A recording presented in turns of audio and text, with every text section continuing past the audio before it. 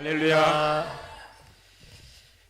반갑습니다. 이렇게 불러주셔서 감사드리고 또 여러분들과 귀한 말씀 은혜 또 나누게 할 수 있도록 인도해 주셔서 감사드립니다. 저는 조상 때부터 한 사람도 예수를 믿지 않는 불신 가정에서 태어났어요. 그러던 중 미션 스쿨인 부산 분이엘 고등학교를 입학했는데 선배의 전도를 받습니다. 선배의 전도를 받아 교회란 곳을 가게 됩니다. 처음에는 그냥 믿음 없이 교회에 왔다 갔다 합니다. 믿음 없이 왔다 갔다 하다가 어느 날 주일 밤에 남자 셋이서, 저를 포함해서 친구들과 함께 셋이서 주일 밤에 교회 골방에 들어가서 기도를 하게 됩니다. 골방에서 남자 셋이서 고등학생이 기도를 하는데 성령이 임재하셨어요. 성령께서 임재하셨는데 우리 남자 셋이 모두가 성령의 임재를 경험했습니다.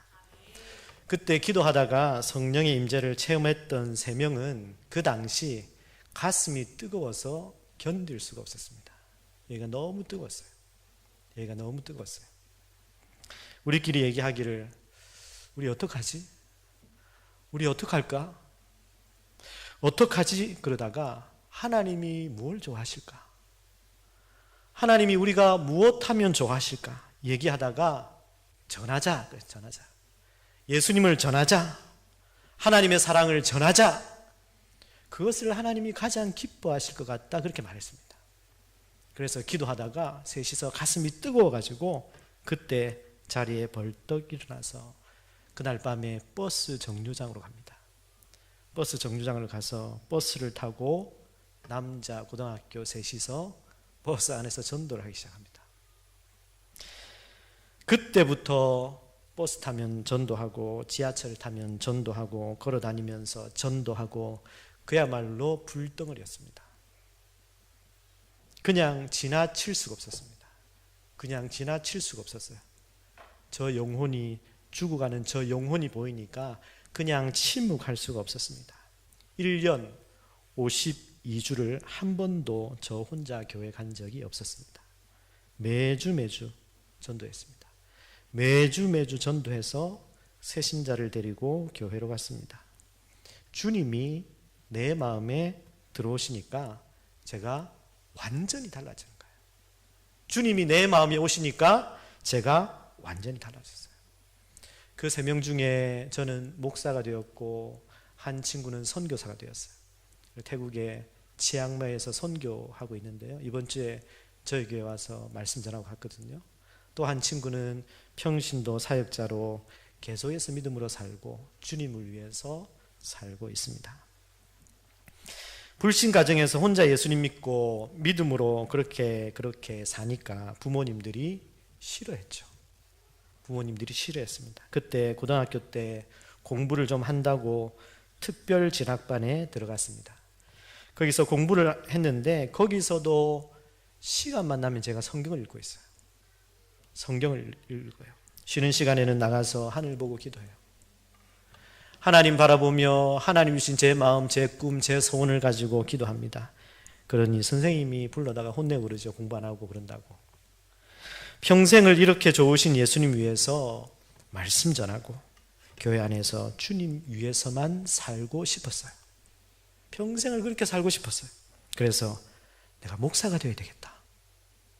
내가 목회를 해야 되겠다. 그래서 신학대학을 가야겠다고 결심을 합니다. 그런데 불신 가정에서 공부 좀 한다고 기대를 하시는데 갑자기 신학대학을 간다고 하니까 집안이 난리가 난 거예요. 부모님들, 친척들 계속 와서 저를 설득을 시켜요. 일반 대학 가라. 일반대 가라. 그런데 제가 그 말을 안 듣죠.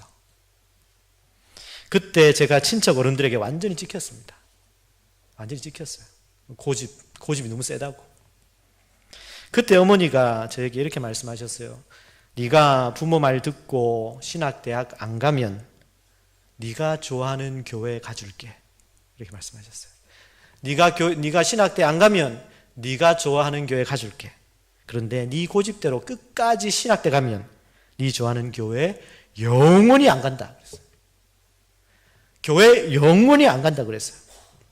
그래도 저는 포기할 수가 없었습니다. 주님을 만났는데, 주님이 좋으신 주님이 절 부르시는데, 저는 서울신학대학교 신학과에 입학을 합니다. 학교 기숙사 생활을 하는데 매일 새벽마다 예배를 드리고 기도를 하는데 부모님 생각이 나는 거예요. 부모님 생각하니까 너무 불쌍한 거예요. 내가 가장 사랑하는 부모님이 예수님을 모르는 게 너무 가슴이 아팠어요. 새벽마다 기도하면서 울었어요. 1년을 울었어요. 우리 부모님 예수님 만나게 해주세요. 우리 부모님도 구원받게 해주세요. 1년째 울고 기도하는데 하나님이 저에게 말씀하셨어요. 내가 너에게 놀라운 일을 보여주겠다. 내가 너에게 놀라운 일을 보여주겠다. 무슨 일을 보여주실까 하고 기다렸습니다. 부산이 고향이거든요. 부산에서 연락이 왔어요. 어머니가 건강이 안 좋아서 병원에 가서 검사를 받았는데 암이 발견이 됩니다. 암이 발견이 되었는데 암이 오래돼서 3개월을 못 넘기실 것 같다는 연락이 옵니다. 3개월밖에 못 사신대요. 그때 부모님 나이가 40대였어요. 40대. 아주 젊으시죠. 그런데 3개월을 못 넘기신다니, 3개월 안에 돌아가신다고 하니까 집안이 또 발칵 뒤집혔죠. 검사를 했는데 의사가 검사를 했는데 진단을 하고 다 검사를 해보니까 3개월. 오래 살아도 3개월. 의사가 그렇게 진단하고 발표를 하니까 방법이 없어요. 방법이 없어요. 그때 절 그렇게 미워하고 핍박하던 친척들이 저에게 찾아와서 이렇게 말합니다. 네가 믿는 하나님께 기도해봐라. 네가 믿는 하나님께 기도해봐라. 안 믿는 가족들도 형제들도 네가 기도해봐라. 네가 한번 기도해봐라. 이렇게 말합니다. 다른 방법이 없으니까요. 병원에서 안 된다고 하니까, 의사가 안 된다고 하니까 기도했습니다. 하나님, 저에게 놀라운 일을 보여주신다고 분명히 말씀하셨는데 이게 무슨 일입니까? 우리 어머니 아직 예수님을 알지도 못하고 지금 돌아가시면 구원 못 받잖아요. 지금 돌아가시면 지옥 가잖아요. 하나님, 제가 대신 죽겠습니다. 제가 대신 죽을 수 있으면, 저는 지금 죽어도 천국 갈 수 있으니까 저는 죽어도 괜찮아요. 제가 대신 죽고 어머니 살려주시면 안 돼요. 그렇게 막 기도해서 울면서, 그렇게 교회를 반대하고 저를 핍박하셨던 부모님이 이제 죽음이 바로 앞에 딱 오니까 마음에 두려움이 생긴 거예요. 두려움이 오고 마음이 약해지고 그러더니 저를 따라 교회를 가셨습니다. 같이 교회를 가게 됐어요. 당시 부산에 사직동 교회라는 교회를 모시고 주일 예배를 드렸어요. 주일 예배를 드렸는데 그때 부모님은 평생 살면서 한 번도 경험해보지 못한 마음의 평안함을 예배 중에서 느끼신 거예요. 그러면서 하나님께 대한 마음의 문이 그냥 활짝 열려져 버렸어요. 그 교회 목사님께 사정을 말씀드리고 부탁을 드렸습니다. 신앙 고백을 하게 하시고 세례를 받을 수 있도록 부탁을 드리고 세례를 받았어요. 그리고는 부모님이 교회를 다니기 시작하셨습니다. 그러면서 부모님이 교회를 다니니까, 하나님 앞으로 나가니까 부모님의 얼굴이 완전히 달라지기 시작합니다. 그동안에는 알게 모르게 어둠 가운데 살았잖아요. 그렇죠? 어둠 가운데 사셨는데 하나님을 만나면서 얼굴이 환해집니다. 집안의 색깔이 달라지고요. 분위기가 달라집니다. 점점 변하기 시작합니다. 짧은 시간에 변하는데 제가 깜짝 놀랍니다. 어떻게 이렇게 갑자기 바뀔 수가 있을까? 3개월이 지나도 괜찮은 거예요. 병원에 3개월을 못 넘긴다고 그랬는데 병원에 가서 다시 검사를 해보니까 3개월을 못 넘길 정도의 그 암덩어리가 없어져 버렸습니다. 그 얘기를 듣고 교인들이 물어요, 저한테. 어머님, 지금도 살아계세요? 묻습니다. 지금도 살아계십니다. 건강하게 계십니다. 매일 새벽마다 부족한 아들의 목회를 위해서 기도하시고 계십니다. 정말 살아계신 하나님께서 놀라운 일을 보여주셨습니다. 가정이 완전히 변화되고 온 식구가 주님 만나고 구원받고 교회에서 직분값 받고 섬기고 신앙생활 잘 하고 계십니다. 그렇게 목회를 하면서 저는 하나님께서 가장 기뻐하시는 것이 뭔지를 깨닫게 됩니다. 하나님께서 가장 기뻐하시는 것이 뭘까요? 하나님은 오직 자기만을 믿고 의지하는 것을 기뻐하시더라고요. 오직 하나님만 믿는 거예요. 오직 하나님만 의지하는 거예요. 그것을 기뻐하시더라고요. 그러면 하나님이 가장 싫어하시는 건 뭘까요? 하나님이 가장 싫어하는 것은 하나님보다 사람을 더 의지하는 거예요. 하나님보다 세상을 더 의지하는 거예요. 하나님보다 권력을 더 의지하는 거예요. 그것을 하나님이 굉장히 싫어하시더라고요. 이사야 31장 1절 말씀에 이렇게 말씀하고 있어요. 도움을 구하러 애굽으로 내려가는 자들은 화 있을진저. 도움을 구하러 애굽으로 내려가요. 애굽으로 왜 내려갑니까? 애굽은 세거든요. 애굽은 강하거든요. 애굽은 힘이 있거든요. 애굽은 무기도 많이 있거든요. 그러니까 가서 도와달라. 우리를 지켜달라. 우리를 보호해달라. 그렇게 군사력 믿고 그렇게 힘과 세상 믿고 하나님 말고 애굽 가서 도와달라고 하는 자들은 화가 있다. 왜? 그들은 하나님을 의지하지 않고 세상을 의지하기 때문에. 그런데 보니까요, 하나님을 가장 못 믿는 사람들이 있는데, 하나님을 못 믿는 사람들 많은데 그 중에 목회자들이 많더라고요. 목회자들이 하나님을 잘 못 믿어요. 하나님보다 돈, 하나님보다 백, 하나님보다 사람을 더 의지하더라고요. 언제? 담임 목사로 나갈 때, 담임 목회지로 갈 때. 지금은 안수받은 목사님들이 굉장히 많아요. 그런데 사역할 교회는 한정되어 있습니다. 그래서 어디라도 담임 목사로 가기 위해서는요, 경쟁이 엄청납니다. 엄청나요. 담임 목사님 모신다 그러면요, 막 서로 오겠다고, 보통 수십 대 1, 많은 데는 100대 1 이상 막 그렇게 됩니다. 그러니까 담임 목회지 가는 게 쉬운 게 아니에요. 그러니 어떻게든 담임으로 가야 되니까 요즘은 장로님들이 그렇게 뽑는다 그러죠. 장로님들이 뽑으니까 무조건 장로님들한테 잘 보이라. 한 선배 목사님은 저를 부르더니 이력서를 잘 준비해라. 이력서를 잘 써서 당시 제가 있던 교회 장로님 중에 교단에서 정치하시고 인맥이 넓으시고 활동 많이 하시는 분이 있거든요.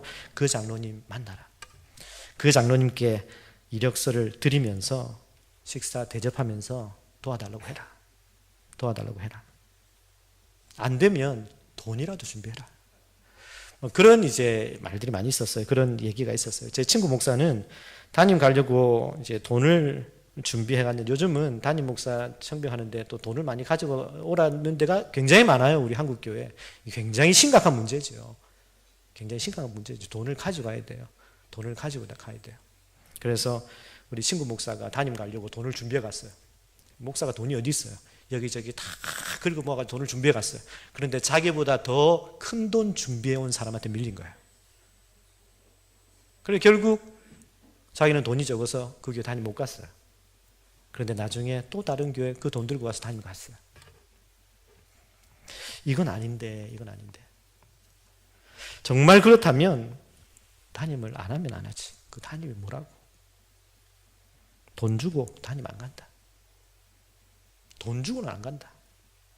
하나님, 제가 그렇게 얘기해도 하나님 사람 의지하고 사람한테 잘 보여서 사람 인맥으로 사람 백으로 간다면 저 안 가도 됩니다. 저 그렇게 기도했거든요. 그러다가 인동교회 이력서를 넣었어요. 인동교회 이력서를 넣었는데 그때 우리 김호성 목사님께서 인동교회 그 지리 목사님으로 수고를 아주 많이 하셨잖아요. 마침 인동교회 출신 선교사를 만나게 되었습니다. 그런데 그 선교사님이 저에게 찾아왔어요. 내가 얘기해 줄까? 내가 얘기 잘해 줄까? 내가 그 교회 출신이라 다 아는데 내가 얘기해 줄게. 하지 마세요. 아무 얘기 하지 마세요. 아무 말씀 절대 하지 마세요. 그냥 하나님 인도하시면 가고 안 그러면 괜찮습니다. 괜찮습니다. 절대 하지 마세요. 저는 사람에게 부탁하는 것이 하나님께 죄송했습니다. 사람 의지하는 게 하나님께 죄송했어요. 하나님 돌아가셨어요? 하나님 안 계십니까? 하나님이 하신다고 교인들에게 설교는 하면서 목사가 어떻게 사람 의지합니까? 그런데 하나님이 인도하시더라고요. 하나님이 저를 인동으로 부임하게 하셨어요. 이달 말이면 제가 여기 대전 인동교회로 부임한 지 딱 2년 됩니다. 2년 됩니다. 와보니까 교회가 상당히 어렵더라고요. 상당히 힘들더라고요. 얼마나 힘들었으면 우리 김호수 목사님이 저에게 오지 말라 그러시더라고요. 진짜 힘들다. 차라리 개척하는 게 낫다. 근데 와보니까 진짜 힘들어요. 진짜 힘들어요. 쉽지가 않더라고요. 그래도 지난 2년 동안 많은 변화가 있었습니다. 그 당시 교인들은 생각지도 못할 꿈도 못 꿀 일들을 하나님께서 하시는데 저는 한 사람 한 사람 제자 훈련 시키면서 목회하고 있습니다. 한 분 한 분을 예수님 닮아가고 예수님 따라가는 제자 세우는 목회하고 있는데요. 지금 제자반 3반 정도 하면서 한 분 한 분을 예수님의 제자로 세우고 있고요. 교회 전체 본당 실내 리모델링을 다 했고 교육관을 정비하고 카페도 만들고 교회 주변 주차장을 새롭게 정비하는데 오직 말씀, 오직 기도, 오직 열정을 가지고 했더니 이제는 새신자들도 조금씩 오면서 하나님께서 계속 보내주시고 계십니다. 처음에는 굉장히 어렵습니다. 재정이 많이 어려웠어요. 우리 김호수 목사님 잘 아실 거예요. 한 주에 헌금이 30만 원도 30만 원 들어요. 30만 원. 그러니까 목사님 오셔도 사례비 못 드릴 수도 있어요. 전도사 사례비도 하나도 밀려서 못 주고 교회 전기도 못 내서 전기세도 못 내고 교회 전기도 끊어질 판이에요. 당시 교회 재정이 많이 어려웠는데 1년 재정 1억 6,500 넘어가면 은퇴하실 목사님 잘 대우해 드리기로 약속을 하는데 어떻게 요즘 시대에 교회가 갈수록 쪼그라지는 시대에 교회가 갈수록 어려워지는 시대에 어떻게 교회가 성장하냐고. 재정이 그렇게 되겠냐며, 재정이 그렇게 올라가겠냐며, 절대 그럴 일 없으니까 차라리 땅 가져가시겠다며 교회 땅을 가져가셨지만 부임하자마자 하나님께서 바로 그 이상을 넘게 하셨습니다. 1년 만에 2억 4천이 넘어가게 하시고 앞으로도 어떻게 인도하시고 역사하실지 저도 모르겠습니다. 하나님만 믿고 있습니다. 하나님만 믿습니다. 이 모든 일들이 어떻게 되었다고요? 주님이 내 안에 오시니까 되었어요. 주님이 우리 안에 오시니까 되는 거예요. 오늘 소망교회 교사 헌신 예배로 하나님 앞에 예배하시는데 소망교회는 학생들이 많죠. 아이들이 많다고 제가 얘기를 들었습니다. 우리 교사들도 오늘 많이 찬양을 하셨는데 그런데 여러분들이 만나고 여러분들이 가르치는 그 아이들, 그 학생 속에 다 거인이 있다는 사실 아세요?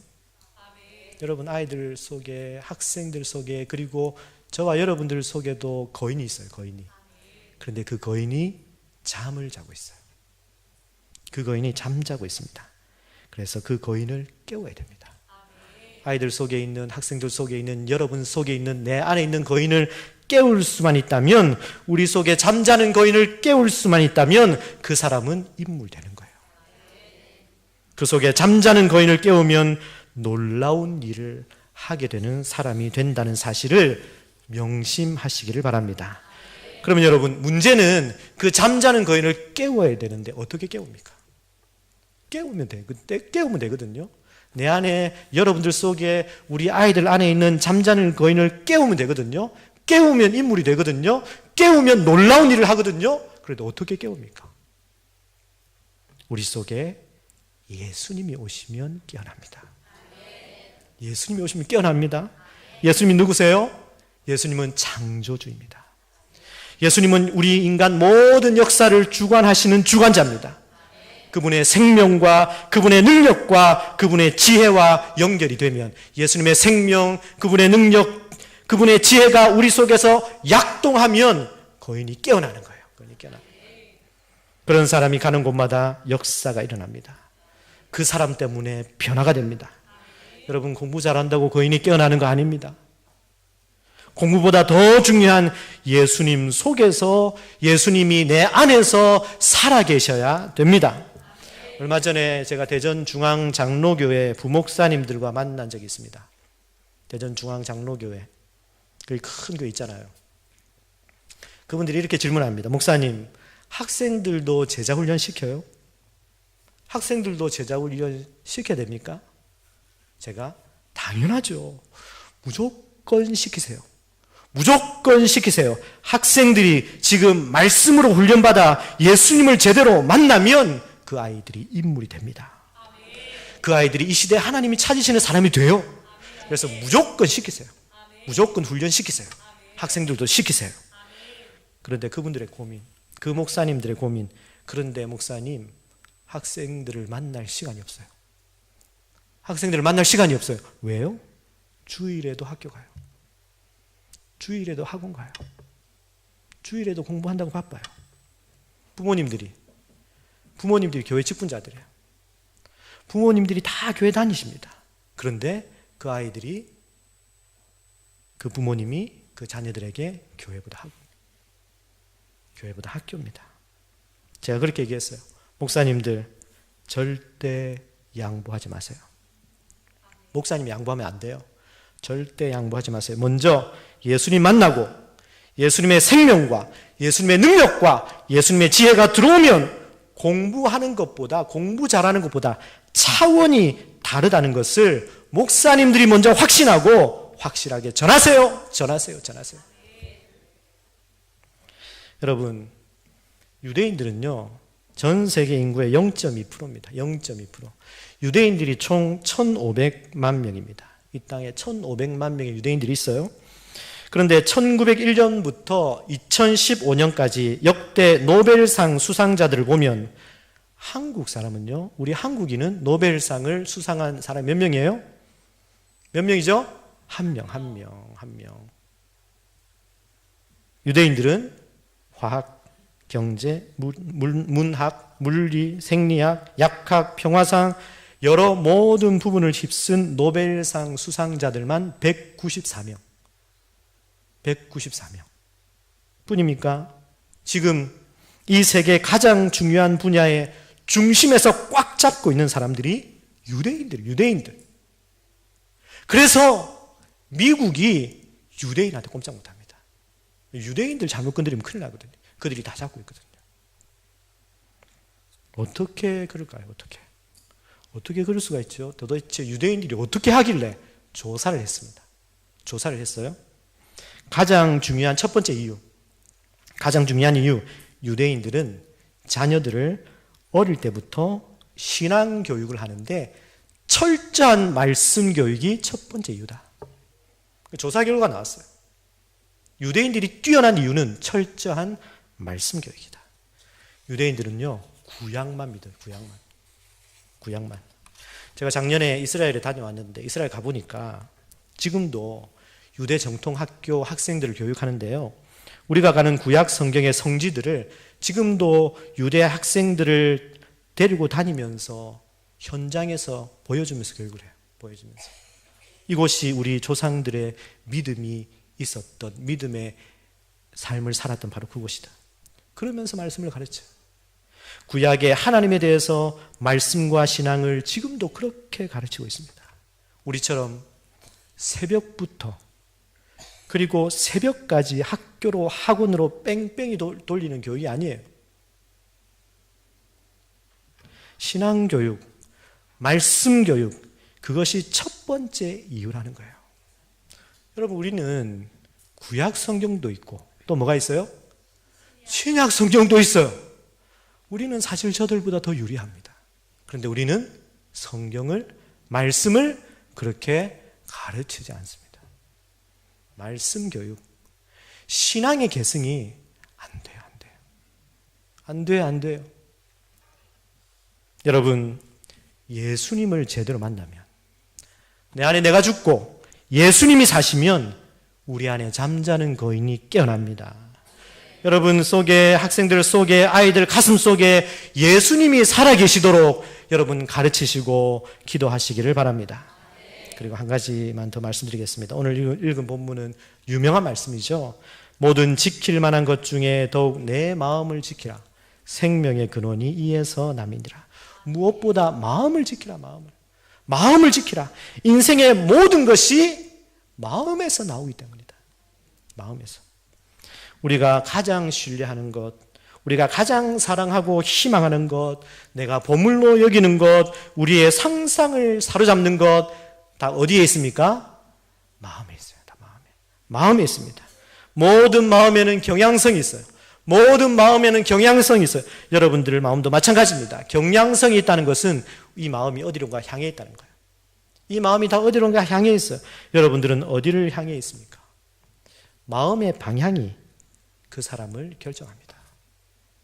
마음의 방향이 그 사람의 삶을 결정합니다. 우리의 생각, 우리의 느낌, 우리의 결단, 우리의 행동이 다 마음에서 나와요. 마음에서. 그래서 우리의 마음에 간직한 것이 우리 전체를 통제합니다. 마음에 있는 것이 우리를 통제해요. 그래서 하나님께서 보시는 것도, 하나님은 외모를 보시는 것이 아니라 어디를 보세요? 중심을 보신다. 중심. 마음을 보신다고요. 마음. 그런데 이 마음을 닫고 있으면 아무도 못 엽니다. 이 마음을 닫고 있으면 아무도 못 열어요. 여러분들이 이 마음을 열어야 됩니다. 여러분 가르치는 학생들이 마음을 스스로 열도록 여러분들이 도와주어야 합니다. 요즘 세상을 어지럽히는 이단이 있습니다. 세상을 어지럽히는 이단이 하나 있는데 뭐죠? 신천지는 이만희가 교주입니다.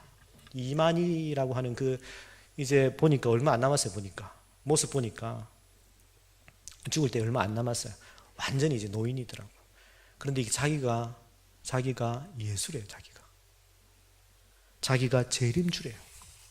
이 말도 안 되는 신천지에 여러분 엄청난 사람들이 넘어가고 있어요. 엄청난 사람들이. 대전에서 주일에 가장 많이 모이는 곳이 교회가 아니에요. 주일날 가장 많이 모이는 장소는 신천지입니다.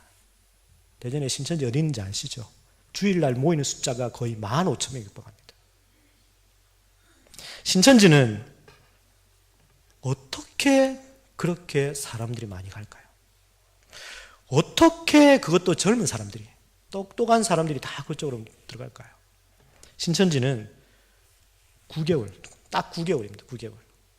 9개월 만에 기독교인을 골수 신천지 교도로 바꿔버려요. 9개월만 딱 들어가면 완전히 사람이 바뀝니다. 가족도 버리고 부모도 버릴 정도. 여러분 거기에서 9개월 들어가 있으면 부모도 버려요. 가족도 버려요. 신천지가 사람을 바꿀 때 그 내용과 목표는 전부 잘못이고 거짓이에요. 그래도 사람을 바꾸는 방법이 무엇인지를 그들은 알고 있었습니다. 그것은 바로 이 생각의 틀을 바꾸는 거예요. 신천지는요 9개월 만에 이 생각의 틀을 완전히 바꿔버립니다. 다른 걸로 바꿔버립니다. 모든 사람은 다 이 생각의 틀이 다 있어요. 알게 모르게 다 있습니다. 저도 여러분들 있고 저도 있어요. 다 있어요. 우리 학생들도 있어요. 그런데 이 틀에서 생각이 나오고, 생각에서 느낌이 나오고, 느낌에서 행동이 나오고, 행동에서 습관이 나오고, 습관에서 인격이 나오고, 인격에서 인생이 나옵니다. 그래서 그 사람의 인생을 바꾸려면 요걸 바꿔야 돼요. 생각의 틀을 바꾸는 거죠. 신천지는 그걸 안 거예요. 9개월 만에 요걸 싹 바꿔버립니다. 요걸 9개월 만에. 그래서 솔로몬도 오늘 본문에서 무릇 모든 지킬 만한 것 중에 더욱 내 마음을 지키라. 생명의 근원이 여기서 납니다. 이 생각의 틀은요, 다른 말로 하면 태도라고 합니다. 태도가 중요합니다, 여러분. 태도는 대단한 힘이 있습니다. 태도는 여러분들을 만들 수도 있고 깰 수도 있습니다. 태도는 여러분을 치료할 수도 있고 해칠 수도 있습니다. 태도는 여러분들을 행복하게 할 수도 있고 불행하게 할 수도 있습니다. 태도는 여러분들을 성공하게 할 수도 있고 실패하게 할 수도 있습니다. 태도가 여러분들의 인생을 결정합니다. 태도가 우리 아이들의 미래를 결정합니다. 태도가 너무너무 중요합니다.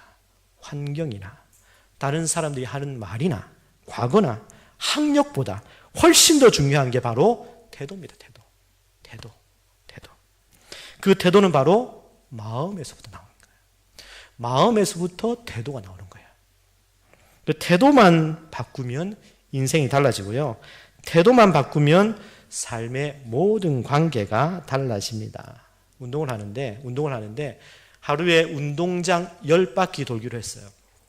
하루에 운동장 10바퀴 돌기로 결심을 하고 운동장을 도는데 4바퀴 돌았을 때 아직 4바퀴밖에 못 돌았어? 이거 하고 벌써 4바퀴나 돌았어? 요거 차이입니다. 아직 4바퀴라고 생각하면요, 운동하는 것이 지루해집니다. 벌써 4바퀴나 그러면 운동하는 것이 가뿐해집니다. 아직을 벌써로 바꾸는 것이 태도를 바꾸는 겁니다. 여러분들의 태도가 바뀌어지시기를 바랍니다. 여러분들이 가르치는, 여러분들이 만나는 우리 학생들, 아이들의 태도를 바꾸셔야 합니다. 그러면 그 아이들의 인생이 결정됩니다. 이렇게 태도를 바꾸기 위해서 몇 가지 단계가 있어요. 첫 번째, 따라해 보세요. 긍정적으로 말하기 시작하라. 이 태도를 바꾸기 위해서 첫 번째는요, 말을 바꿔야 돼요. 긍정적으로 말해야 됩니다. 여러분, 부정적인 말, 비판적인 말 이런 거는요, 그냥 자연스럽게 다 나와요. 자연스럽게. 그냥 입만 열면 부정의 말, 비판의 말 이런 것들은 나오게 되어 있습니다. 그래서 긍정의 말을 연습해야 돼요. 긍정의 말을 연습하도록 해야 됩니다. 부정적인 말은 의심과 불신의 분위기로 만들지만 긍정의 말은요, 사랑과 포용과 창조의 분위기를 만들어요. 자, 태도를 바꾸기 위해서 두 번째는 어떤 일이 일어나도 좋은 것을 발견해라. 다 같이 어떤 일이 일어나도 좋은 것을 발견해라. 모든 사건, 모든 상황에는 부정도 있고 긍정도 있어요. 최악의 상황에서도 최선의 것을 찾아야 됩니다. 사람은 결국 찾는 것을 발견하게 됩니다. 자기가 무엇을 찾는가 하는 그것을 결국은 발견하게 돼요. 여러분들은 나쁜 걸 찾아요? 좋은 걸 찾습니까? 여러분들은 단점을 찾습니까? 장점을 찾습니까? 좋은 것을 찾는 연습을 해야 됩니다. 세 번째, 생각을 통제하라. 다 같이 생각을 통제하라. 생각을 통제하라. 어떻게 통제합니까? 긍정적인 것에 고정하고 쓰레기 생각들은 걸러내고 좋은 생각을 먹여야 됩니다. 좋은 생각을 먹여야 돼요. 몸도요, 무엇을 먹느냐에 따라서, 무슨 음식을 먹느냐에 따라서 암이 걸리기도 하고 건강해지기도 합니다. 생각도 마찬가지예요. 우리의 생각, 우리의 마인드에 무엇을 먹이느냐에 따라서 인생이 달라져요. 쓰레기 생각을 넣으면 쓰레기가 나와요. 보물을 넣으면 보물이 나옵니다. 말씀을 넣으면 주님의 생명과 능력이 나옵니다. 자, 네 번째, 부정적인 것을 따라가지 말라. 다 같이 부정적인 것을 따라가지 말라. 부정을 따라가면 안 돼요. 부정을 긍정으로 바꾸셔야 돼요. 아직을 벌써로 바꾸셔야 됩니다. 분노를 사랑으로, 두려움을 믿음으로, 불평을 감사로 바꾸시기를 바랍니다. 이렇게 우리는 우리의 마음을 계속 바꿔야 됩니다. 우리의 태도를, 우리 학생들의 태도를 새롭게 해야 됩니다. 마음이 바뀌어야 됩니다. 태도가 바뀌어야 됩니다. 미국의 초등학교도 못 나온 대통령이 있습니다. 미국의 제17대 대통령 앤드류 존슨 대통령입니다. 이분은 믿음의 긍정이 얼마나 중요한지를 보여준 대표적인 사람이에요. 이분은요, 초등학교도 못 나왔습니다. 그런데 긍정의 생각, 긍정의 마음, 이 긍정의 태도를 가지고 열심히 노력해서 미국의 대통령까지 된 사람이에요. 그는 찢어지게 가난한 집안에서 태어났습니다. 3살 때 아버지가 돌아가십니다. 학교는 문턱에도 가보지 못했습니다. 그가 어릴 때 소원이 하나 있었어요. 그가 어릴 때 소원은 배부르게 실컷 한번 먹어보는 게 소원이었어요. 한번 배부르게 실컷 먹어보는 것이 그분의 소원이었습니다. 그분은 10살 때 양복점에 들어가서 재봉하는 일을 배워서 그 일을 하고 삽니다. 18살에 구두수성공의 딸과 결혼을 했는데 그때부터 그는 전혀 다른 삶을 살게 됩니다. 무명이었어요. 글을 몰랐어요. 그런데 아내에게 글을 배웁니다. 아내에게 글을 배우고 매일 밤 책을 읽으며 교양을 쌓기 시작합니다. 지금 시작 안 하면 나중에도 못한다. 지금 안 하면 나중에도 못한다 라는 생각을 가지고 수많은 책을 읽으면서 독학으로 변호사가 됩니다. 그리고 나중엔 정계에 입문하여 시의원이 되는데 유명한 일화가 있습니다. 그가 워싱턴에서 연설을 할 때 누군가 이렇게 소리칩니다. 양복쟁이 출신 주제에 무슨 연설이냐? 양복쟁이가 무슨 연설이냐? 그렇게 비아냥거립니다. 그때 존슨은 화내지 않고 이렇게 말했습니다. 예, 저 양복쟁이 출신 맞습니다. 그러나 그것이 조금도 수치스럽거나 부끄럽지 않습니다. 저는 항상 최선을 다했고 그 일을 할 때도 1등이었습니다. 다르죠? 뭐가 달라요? 태도가 달라요. 태도가. 마음이 달라요. 생각이 틀립니다. 시의원에 이어서 이 존슨은 미국의 링컨 대통령 밑에서 주지사로 상원 의원을 거쳐서 링컨 대통령을 보좌하는 부통령이 됩니다. 그런데 링컨 대통령이 암살을 당하죠. 암살을 당하자 대통령직을 승계하고 그 다음 해 4월에 미국 대통령 선거를 치르는데 거기서 제17대 미국 대통령으로 당당하게 당선이 되었습니다. 그가 대통령 후보로 선거전을 치를 때 상대 진영에서 이렇게 공격합니다. 한 나라를 이끌어갈 대통령이 초등학교도 나오지 못하고 양복쟁이 출신이 한 나라를 이끌어갈 수 있겠냐고 공격을 합니다. 그때 존슨의 대답은 당시 선거 상황을 완전히 역전시키는 계기가 됩니다. 그는 이렇게 말합니다. 여러분, 저는 지금까지 예수님께서 초등학교를 다니셨다는 말을 들어본 적이 없습니다. 예수님은 초등학교도 못 나오셨지만 전 세계를 구원하셨고 지금도 이끌고 계십니다.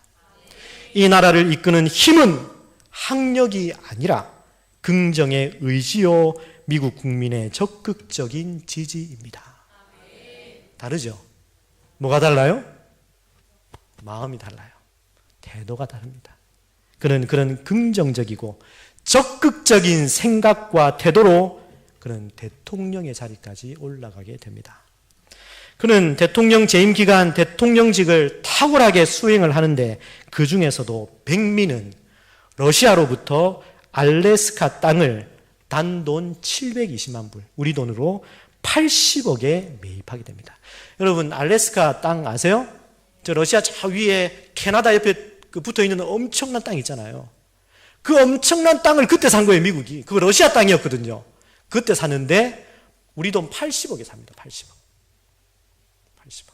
80억이면요. 저기 요즘에 강남에 건물 한 채 값도 안 돼요. 그런데 그 어마어마한 땅을요, 80억에 삽니다. 그런데 그때도 당시 국회에서는 얼어붙은 불모의 땅이라고, 쓸모없는 땅 산다고 온갖 비난을 하고 반대를 합니다. 못 사게, 그 땅 못 사게 반대를 하고 비난을 하지만 존슨은 그 땅은 감추어진 무한한 보고이기에 다음 세대를 위해서 사야 합니다. 그 땅에는 엄청난 것이 있을 겁니다. 사야 됩니다. 다음을 미래를 보고 사야 됩니다 하면서 의회와 국민을 설득해서 매입에 성공을 합니다. 여러분, 지금 알래스카는 미국의 가장 중요한 군사적 요충지일 뿐만 아니라 천연가스, 석유, 금 등의 천년 자원이 어마어마하게 풍부하게 들어있습니다. 그래서 그 알래스카 땅은 미국에 엄청난 도움을 지금 주고 있습니다. 그걸 누가 샀다고요? 앤드류 존슨 대통령. 그는 태도가 달랐습니다. 마음이 달랐습니다. 여러분, 생각을 바꾸시길 바랍니다. 태도를 바꾸시길 바랍니다. 부정적인 사람은요, 절대 성공할 수 없습니다. 부정으로 꽉 찬 아이는 절대 성공할 수 없습니다. 바꿔야 됩니다. 긍정으로 바꿔야 됩니다. 불신에서 믿음으로, 의심에서 확신으로 바꿔야 합니다. 난 못해, 난 안 돼, 우린 안 돼, 우리는 안 돼 라는 틀에서 나도 할 수 있어, 나도 할 수 있어. 저는요, 우리 교회도 할 수 있어. 두고 봐. 하나님이 역사하시면 어떤 일이 벌어지는지 두고 봐. 할 수 있어. 믿음 안에서 다 할 수 있어 라는 틀로 바꾸시기를 바랍니다. 여러분, 쓰레기를 넣으면 쓰레기 나와요. 보물을 넣으면 보물이 나옵니다. 말씀을 넣으세요. 말씀을 넣으면 생명과 능력이 나옵니다. 우리 교사들과 그리고 우리 학생들의 생각, 마음, 태도를 바꾸어서 잠자는 거인을 다 깨우시기를 주님의 이름으로 축원합니다. 이 시간 다 같이 기도하겠습니다.